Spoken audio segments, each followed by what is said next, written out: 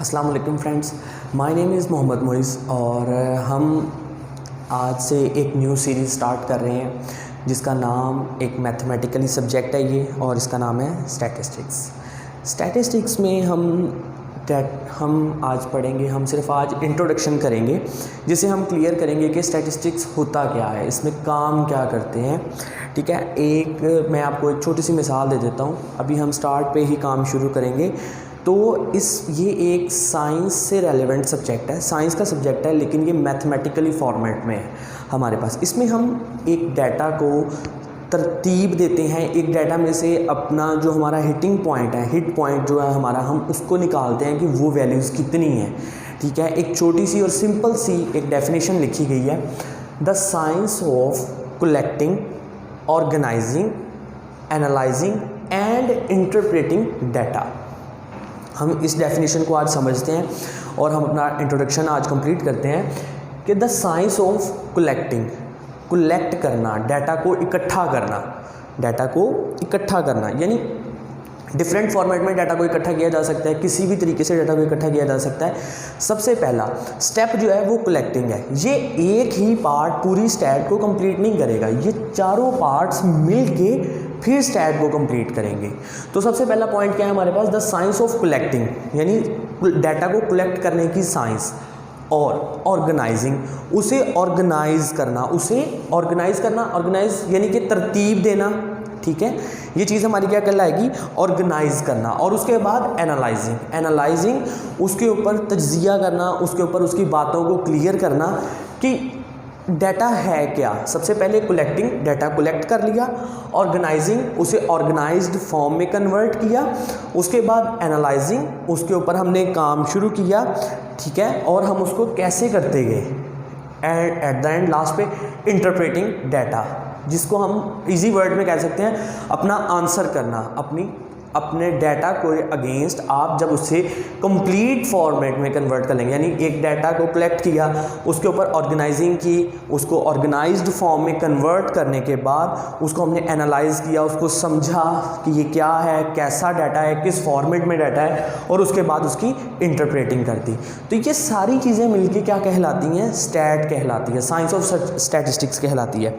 मैं आपको एक मिसाल दे देता हूँ इस चीज़ के अकॉर्डिंग, इस डेफिनेशन के अकॉर्डिंग, कि एक कॉलेज है या एक कोई भी इंस्टीट्यूट है। एक कॉलेज को हम लेते हैं, फॉर एग्जांपल एक कॉलेज है, उसके अंदर वो एक न्यू बैच, एक न्यू सेशन स्टार्ट कर रहे हैं। सेशन में स्टार्ट करेंगे तो क्या होगा, एक कॉलेज के अंदर फर्स्ट ईयर में एडमिशन्स होंगे जब, तो ICS भी आएगा, FSC भी आएगा, इनके भी आगे फर्दर पार्ट होंगे। जैसे FSC जो होती है उसके दो पार्ट्स होते हैं, मेन, मेडिकल और नॉन मेडिकल। इसी तरह ICS के भी पार्ट्स होते हैं, मेन पार्ट्स इसके हम दो कंसीडर करते हैं, जैसे कि ICS for stat and ICS for physics. तो ये हमारे पास टोटल 4 तरह की कैटेगरी हो गई।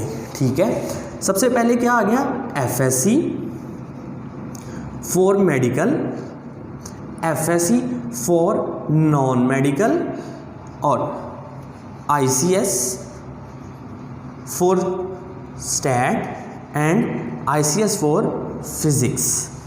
ठीक है, अब ये हमारे पास 4 तरह के लोग या 4 तरह के एडमिशन्स होंगे। हमारा कॉलेज जो है, जो भी कॉलेज है, वो इन 4 तरह के लोगों का एडमिशन करेगा। सबसे पहले क्या करेगा, उसके पास सबसे पहले क्या आएंगे, फॉर्म आएंगे, कॉलेज के फॉर्म्स आ गए। तो अब जो फॉर्म टोटल कलेक्ट हुए हैं वो हमारे पास 80 फॉर्म्स कलेक्ट हो गए।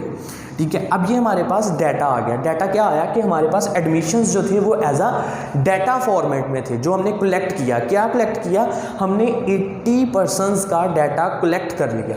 इसके बाद अब इसको हमने ऑर्गेनाइज करना है। ऑर्गेनाइजिंग में क्या आएगा, ऑर्गेनाइजिंग में हम लोग इनको डिवाइड करेंगे। कैसे डिवाइड करेंगे, हम देखेंगे कि इन 80 स्टूडेंट्स में से FSC के स्टूडेंट्स कितने हैं और ICS के स्टूडेंट्स कितने हैं। ठीक है, हम सबसे पहले क्या करते हैं, हमने जब इसको पूरा फॉर्म को चेक किया, इसके ऊपर डाटा के ऊपर प्रोसेसिंग की, हम प्रोसेसिंग करते गए, हम एक एक करके हमने फॉर्म्स को कैटेगराइज कर दिया, 2 कैटेगरीज में कन्वर्ट किया हमने। एक FSC की कैटेगरी बना दी और एक ICS की कैटेगरी बना दी हमने।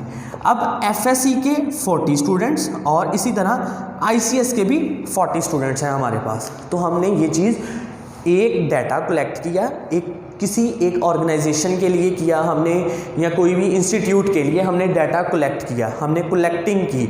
जो कलेक्ट होता है वो डाटा जो है वो किसी फॉर्मेट में नहीं होता, वो सिर्फ और सिर्फ हमारे पास एक डाटा पड़ा होता है बस। हम उसका रिजल्टेड आंसर नहीं दे सकते कि इसमें मेंबर्स इतने हैं, फीमेल्स इतनी हैं, इसमें इस कैटेगरी के लोग इतने हैं, इस कैटेगरी के लोग इतने, ये क्लियर नहीं कर सकते। बस हम ये कह सकते हैं कि ये डाटा पड़ा हुआ है। जैसे हम अकॉर्डिंग टू दिस एग्जांपल हम ये कह सकते हैं कि इस कॉलेज में टोटल एडमिशन जो हुए हैं वो 80 हुए हैं। ये हमारी कलेक्शन ऑफ डाटा है। उसके बाद ऑर्गेनाइज, हमने इनको ऑर्गेनाइज कर दिया 2 फॉर्मेट में, किन में, FSE एंड ICS में हमने इनको ऑर्गेनाइज किया। ऑर्गेनाइज करते या कि ये 2 तरह की कैटेगरी हैं। उसके बाद हम करेंगे एनालाइजिंग। एनालाइजिंग में हमने फिर कैटेगरीज बनाई थी FSE और ICS की, और हमने इनके ऊपर फर्दर दोबारा कन्वर्जन जब की तो हमने देखा कि जो मेडिकल के स्टूडेंट्स थे वो 30 थे और नॉन मेडिकल के जो स्टूडेंट्स थे वो 10 थे। ठीक है, इसी तरह हमने देखा ICS फॉर स्टैट जो था, इसके जो स्टूडेंट्स थे वो हमारे पास 20 थे, और फिज़िक्स के जो स्टूडेंट्स थे वो हमारे पास वो भी 20 थे। तो ये हमने अपने डाटा को एनालाइज किया, हमने अपने डाटा को फर्दर एक्सप्लेन करने की कोशिश की कि अब हम कंप्लीट उसकी क्लासेस को बनाएं। तो हमने देखा कि जो मेडिकल के स्टूडेंट्स थे वो हमारे पास आए 30, यानी FSE का भी आगे फर्दर पार्ट। तो हम अपने डाटा को ही प्रोसेस करते जा रहे हैं। कब तक करेंगे? जब तक हमारे पास एक कंप्लीट वैल्यू ना आ जाए। तो अब ये हमारे पास कंप्लीट वैल्यूज़ आई, यानी ये 80 स्टूडेंट्स थे अगर, तो 80 स्टूडेंट्स में से 40 FSE के हैं, 40 ICS के हैं। फिर FSE को फिर हमने क्लासेस बनाई, इसको किया हमने 30 स्टूडेंट्स मेडिकल के निकले और 10 स्टूडेंट्स नॉन मेडिकल के थे। अब जब ये हमारे पास कंप्लीट हो गया डाटा, तो अब हमारे पास डिसीजन लेना, इन स्टूडेंट्स के लिए डिसीजन लेना, यानी इन स्टूडेंट्स को टीचर्स असाइन करना और इजी हो गया। वो कैसे कि अब हमें पता है कि मेडिकल के स्टूडेंट्स 30 हैं, इन 30 स्टूडेंट्स को फिज़िक्स का टीचर चाहिए, केमिस्ट्री का चाहिए और स्पेशली फॉर बायोलॉजी का टीचर चाहिए। ठीक है, इसी तरह हम 10 जो नॉन मेडिकल के स्टूडेंट्स हैं इनके लिए बाकी टीचर्स तो सेम हो सकते हैं, लेकिन मैथ का टीचर जो है वो सेपरेट होगा। इसी तरह स्टैट और फिज़िक्स में बाकी सब्जेक्ट्स तो सेम रहेंगे इनके, लेकिन इन 20 स्टूडेंट्स के लिए एक स्टैट टीचर हायर करना पड़ेगा और इन 20 स्टूडेंट्स के लिए फिज़िक्स टीचर हायर करना पड़ेगा।